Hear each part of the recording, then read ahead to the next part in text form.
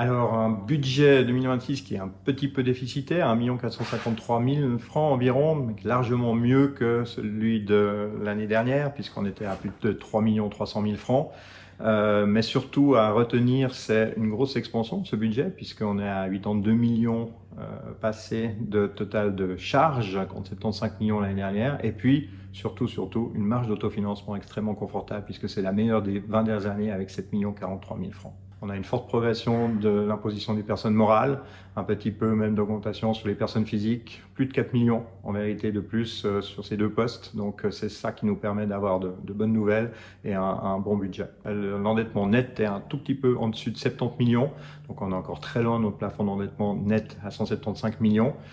Sachant qu'en plus, bien évidemment que la dette augmente, mais avec une marge d'autofinancement comme celle budgétée de 7 millions, qui sera donc certainement largement meilleure dans les comptes, eh bien ça nous permet d'autofinancer passablement de ces investissements, ce qui est donc une excellente chose, et qu'on limite en plus cette dette qui reste très éloignée de notre plafond d'endettement, sachant en plus, pour terminer, que ce plafond d'endettement va être revisité à l'aune de la nouvelle législature, donc à partir du 1er juillet 2026. Qu'est-ce que vous avez à dire sur le sujet sensible, la péréquation?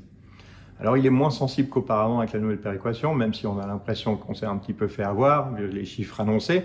Mais là, on a quand même 790 000 francs de moins sur la péréquation dans l'ensemble.